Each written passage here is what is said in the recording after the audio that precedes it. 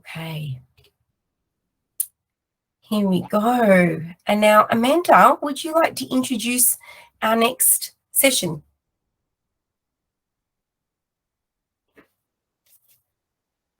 Yes, thank you. I was on mute and I was struggling to get it off. So welcome everyone. Today we are going to be talking about scleroderma and fatigue. There is a new brochure that Scleroderma Australia has released. So we're going to go through some of the information within that brochure, as well as how to deal with the daily impact of fatigue and what it's about. So today, Louise and I will actually walk through this session with you. And also just to let you know, we would really love to acknowledge and thank Emma Babbage, who is the scleroderma nurse at Royal Hobart Hospital, for her support, advice and knowledge on this topic.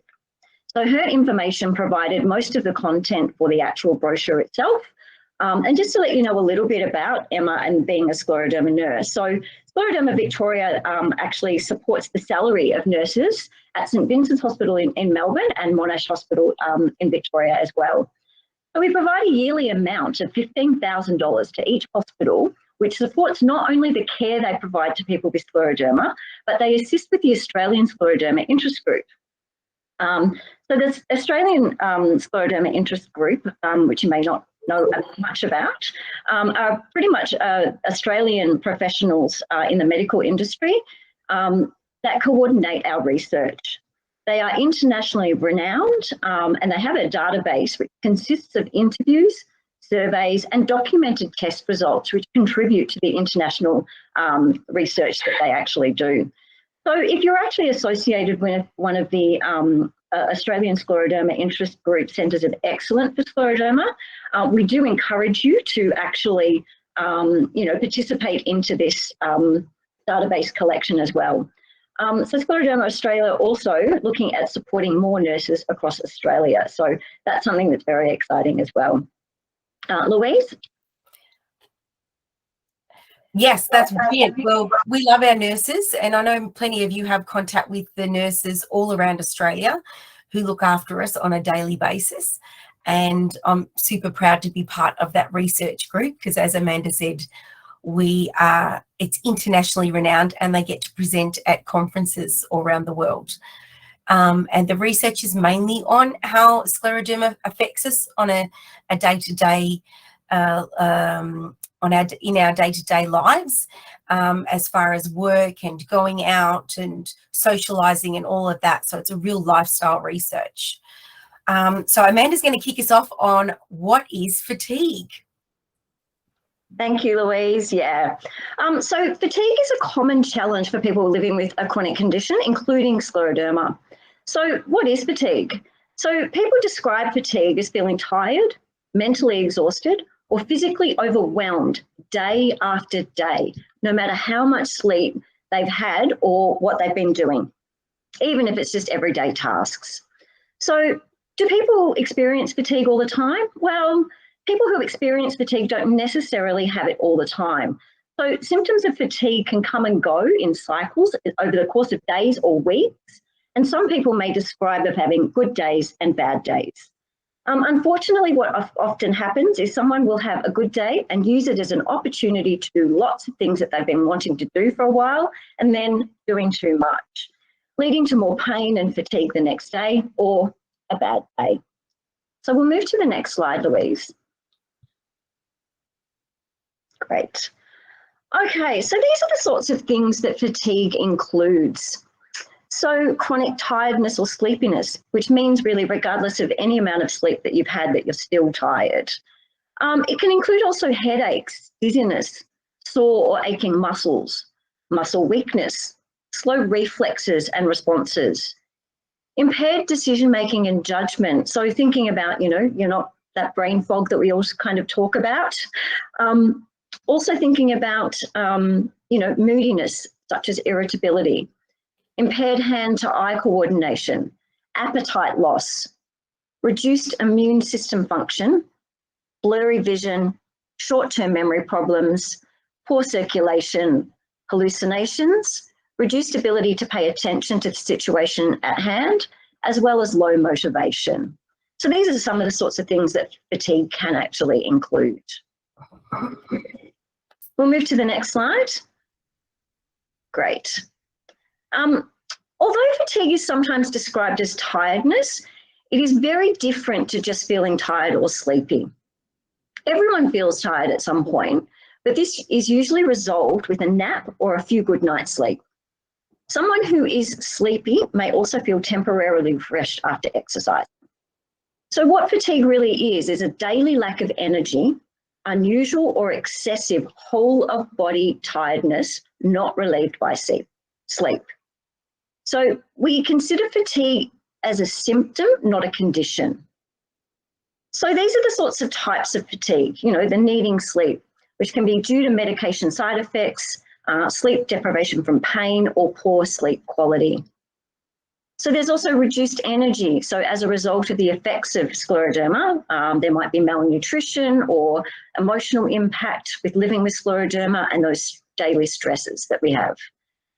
And then, of course, there's the reduced exercise capacity or feeling out of breath, which can be caused by by the physical effects of scleroderma, such as heart or lung involvement through pulmonary arterial hypertension or muscle weakness. So we'll move to the next slide. So we don't really talk about fatigue enough. So with 9 out of 10 people with scleroderma rating their fatigue as moderate or higher, and almost half of people with scleroderma experiencing severe fatigue, it is a concerning symptom that isn't talked about enough, especially given how much it impacts our daily life and well-being. So just thinking about this here, there's not a lot of studies that have been done specifically on scleroderma and fatigue, although people with scleroderma have similar severe fatigue compared to other inflammatory rheumatic conditions. So we think about fatigue reported by patients as one of the top 3 symptoms that bother us. 48% of scleroderma patients report severe fatigue, and 89% of scleroderma patients score 50 or more on the VAS. Now, so what the VAS is here is we've got a visual analog scale, which evaluates what your severity of fatigue is. So there's a few resources around that talk about this. So just in regards to, not talking about enough, today we're encouraging that this is where we need to change that motivation. So we will move to the next slide, Louise. Okay. So if you are getting enough sleep, good nutrition, exercising regularly, but still find it hard to perform everyday activities, concentrate, or be motivated at your normal levels, you may be experiencing fatigue that needs further investigation. Although most of the time fatigue can be managed by things you can do yourself, there are instances where you should talk to your doctor about how you're affected in case it's due to something other than your scleroderma. So as Amanda said, you've got lung involvement, you've got PAH, and it's the most severe condition associated with fatigue. The symptoms of PAH can be vague, but if you start feeling more and more like you're becoming short of breath, fatigued, and faint or dizzy, you should talk to your doctor about being checked for PAH. Now, active skin disease, gastrointestinal involvement, diarrhea, and abdominal pain can also contribute to fatigue, as can mental health problems such as anxiety and depression. Even the medication you take may have an impact on fatigue. Reflux and infection can also impact on fatigue.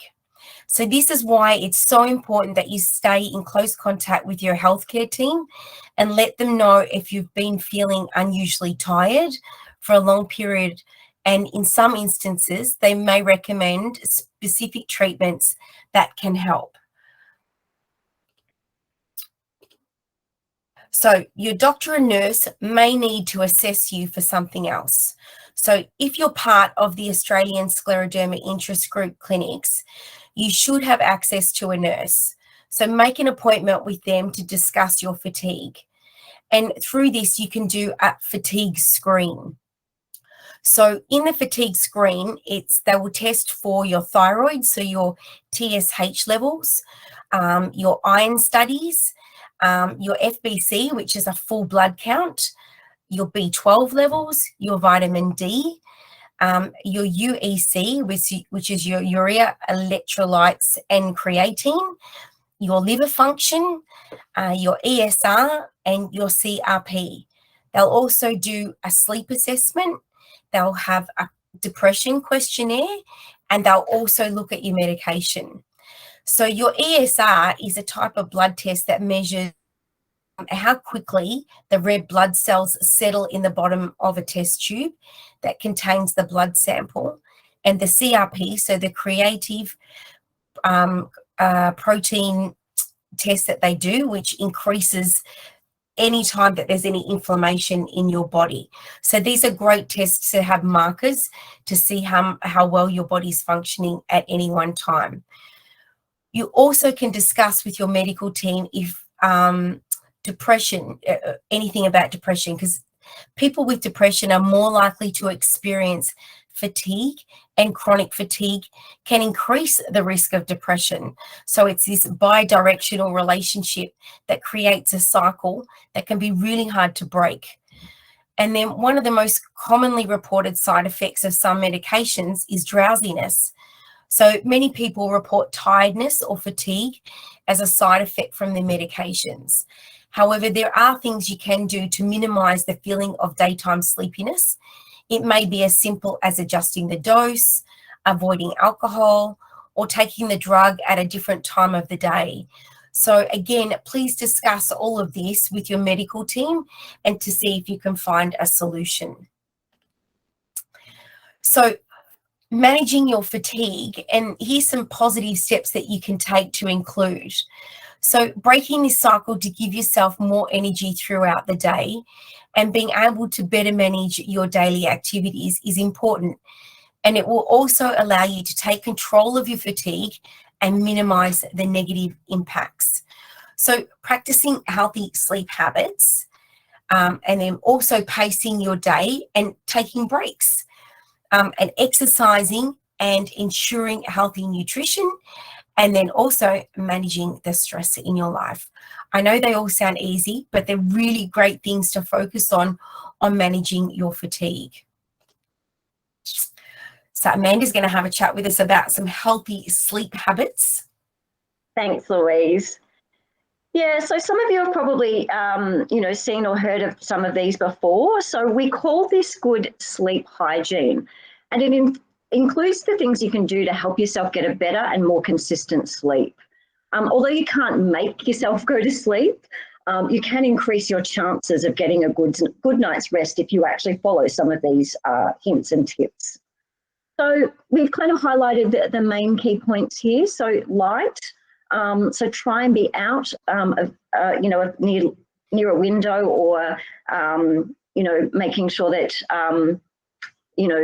it's important that you stop looking at screens and devices before you go to bed. So making sure that you're out in the sunshine during the day, but at nighttime you stay away from those screens before bedtime. The other point too is around sound. So some people like white noise, some people don't. Depends on what it is that might actually help you. You might need to have complete dead silence, so you might need to wear earplugs, or there might be other sorts of things that you might need to do as well. Caffeine. So again, there's hidden sources of caffeine everywhere, so we need to be really mindful about that. So there are some teas and soft drinks and sport nutrition that also have caffeine in them. So they're the sorts of things that we really, really need to avoid. I do know, me personally, I will not drink a cup of coffee after 1 p.m. because it does actually impact my sleep overnight. So that's a rule that I've put in place with myself. And although alcohol might help you get to sleep, it actually contributes to poor sleep. So we need to be mindful at how often we do this. So thinking about, how we kind of manage that in a long-term basis. And a good tip that was provided to us at one point at another virtual education session by pharmacist Gerald Quigley he said if you are having issues in sleeping, get up out of bed, pull the covers off your bed so it can actually cool down for a few minutes before you get back in. You know, if you're feeling restless and overheated, you know, and can't get to sleep, that coolness of the, you know, the bed, just for a few minutes. I know people with scleroderma feel the cold, so I understand you don't want it to be frosty.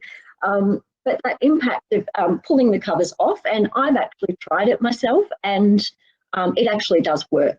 It makes you feel a little bit more comfortable when you do get back into bed. We'll move to the next slide, Louise. So here's another thing that we'd like to highlight too. Daytime napping, it's okay, but you know, we need to make sure that we limit things. So brief naps can help you restore alertness, but if they're during the day, keep them to a minimum. Sometimes even a 15 to 30 minute is all it takes, but you know, 45 minutes is okay as well. So be careful at what time of the day you nap as well. So avoid sleeping mid-late afternoon or in the evening. Sometimes that can, you know, really disrupt sleeping patterns, and therefore you won't get a better night's sleep during the night. Set a reminder, whether that's an alarm clock or your phone, so that you don't sleep for too long. And remember to use it as a refresher and not to replace your nighttime sleep. So really important to get that balance of how you want to nap during the day.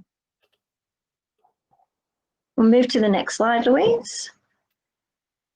Great. Louise noted this a little bit before in regards to pacing yourself as one of the points to highlight. So pacing is relevant not only to when you're experiencing fatigue, but also when you feel like you have plenty of energy. It's important that you plan your day so that you don't cram too much into it, spreading your tasks evenly throughout the day to include time to rest. Also, when it comes to strenuous tasks, make sure that you seek help where necessary. So there's that asking for help again. Like with any task management, break up bigger tasks into smaller achievable tasks. Ticking lots of little things off in your list will give you more of a positive boost than slogging away at one big task and perhaps finishing it in a day. It's also a good idea to do the hardest activities in the morning so you can ensure enough time to rest and always stop before you become way too fatigued as well. So again, there's that planning of activities. So making sure that, you know, you do actually plan what you're going to be doing, thinking about stopping activities before you're fatigued, talked about breaks before, and structuring your day. That's something that you really need to sort of sit down and consider, especially if you do know what your fatigue patterns might be. They could be an effect of pain medication or the times that you've taken medication. So therefore that structure of the day will really help you get through it. Other thoughts are about to really planning like in weeks. So thinking about planning ahead in regards, okay, well, I don't have much, you know, next Sunday. So what I might do is I'll do X, Y, and Z task on that day, and then I'll have 2 days break, and then I'll do another X, Y, Z task on, you know, Wednesday or something like that. So, you know, it is really about making sure that you can take control from that perspective. We talked a little bit earlier about delegating activities and tasks. So again, thinking about sitting down and writing a list about what your activities and tasks are, and reaching out to people that are in your life that might be able to assist in regards to helping you with those tasks. And again, you know, just in regards to if you wanted to, you know, pace up, as in, you know, increase your activities, do it slowly. So only do it in tiny chunks if you are going to increase your activities. So I think that's something really important to bear in mind as well. We will move to the next slide, please, Louise. Exercise. So it's well known that exercise, even when relatively light, can increase energy levels and reduce fatigue.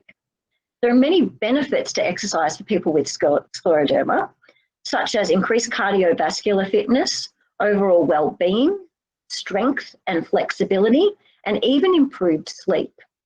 For example, Tai Chi has been known to be a positive effect on endurance, balance, sleep quality, anxiety, depression, and fatigue in people with scleroderma, and has been recommended in rehabilitation programs as a result. Although the value of exercise can't be understated, it's important to talk to your doctor or a physiotherapist or personal trainer before you start any exercise to make sure that you avoid injury. So thinking about the well-being perspective of this, we start slow and start low and go slow and increase over time. And I think that's a really important aspect of this. For me, when I first started my exercise physiologist, it was a gradual increase in regards to what I could do in my daily activities in regards to exercising. And, some people like to exercise every day, but some people like to do it only a couple of times a week. And again, that's about managing your own fatigue levels and the other impacts of things that you've got going on during the day as well. And again, exercise may need adapting, so you may not be able to do all of the programs and things that other people might do. We might need to just, think about doing them differently, which, is in the world of people with scleroderma anyway. Louise, I'll hand back to you. Okay, so the right food. So nutrition is an important consideration when it comes to fatigue, since the food you eat is what fuels your body. So that old saying, you are what you eat. But for people with scleroderma, there are also other factors to consider. People living with scleroderma may be at risk of weight loss due to chronic inflammation, bowel involvement, and malabsorption caused by their condition. So it's important to always keep your doctor informed of any changes to your diet, even if you're making them for positive reasons. It's important to ensure that you're getting enough protein, carbohydrates, and fats, as well as your fruits and vegetables. If you experience malabsorption, it may be necessary to add supplements to your diet as well. So some of the things you really need to focus on is to drink plenty of water, because being mildly dehydrated can make you feel fatigued. And sometimes we confuse hunger with thirst and we go for food instead of going for water, and our body gets a bit confused. So really make sure you pace out your water during the day. And I do understand that sometimes having too much liquid before we go to bed is an issue. So it's really great to be thinking about it a lot in the morning and make sure you keep the water intake up. Don't skip meals, especially breakfast, as you don't want your sugar levels to dip. So if you miss your breakfast, your sugar levels dip and it brings on the fatigue, feel sleepy, and it's that whole vicious cycle that keeps going on and on.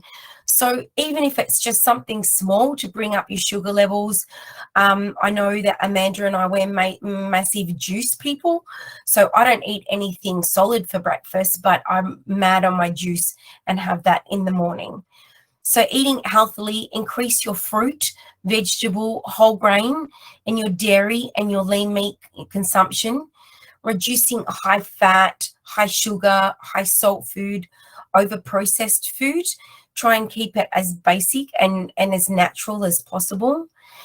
Also keeping your meals small. I know we say this all the time, but large meals take energy to break down. So keeping your meals small and frequent will spread your energy intake more evenly over the day. And a large meal not only uses up all your energy, but it also has massive repercussions before you go to bed. So again, that vicious cycle of being able to sleep with reflux. So those small meals often can be really good to keep your energy levels up and to make sure that you get fantastic sleep. So also supplementing where needed. Now, you really need to consult your doctor about any supplements or your pharmacist that you take on, because they can have a detrimental effect on any other medication that you're having.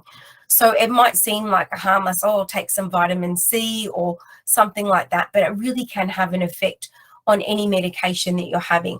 So the pharmacist is a really good resource to use to check if you want to start taking a supplement, and then they're much more easily accessible than your GP or your specialist. So have a chat with any of them about anything that you're going to change in your diet or your supplements.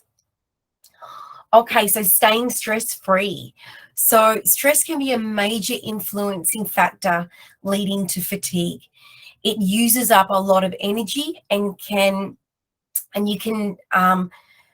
take you into a negative cycle where you become stressed because you're fatigued, and then you're fatigued, and then you're stressed, and then the more fatigued due to the stress. So it's a really awful vicious cycle. And there are many ways to help limit or reduce stress, including exercise, meditation, listening to music, reading, dancing, socializing with friends, anything that helps you stay stress-free. Now, where you can, try to limit the number of things in your life that cause you stress, and instead make more time for activities and situations that you find relaxing. There's a lot of pleasure in modern life to drive ourselves to be bigger and better and 24/7, but it's actually okay to just do nothing sometimes.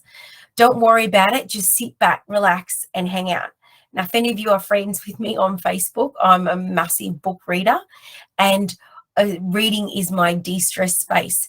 And so I'm always posting things about reading is not wasting time. I'm relaxing my stress management and all of those. So reading is great. So talking about things with friends, a counselor, or a psychologist might help reduce stress and fight fatigue. And see your doctor about referring for a talking treatment. I think I'm having a bit of a technical glitch here. Can you see me, Amanda? Can you see my presentation? It just went right now. Oh, okay. It was there, but it's just disappeared. Right. I'm just going to resume my presentation. So sorry about the technical glitch, people. There is some background noise. I think somebody's taken themselves off mute. Okay, let me have a look and see what we can fix now. Sorted. Okay, sorry about that. Gotta love technology when it works, gotta love it when it doesn't.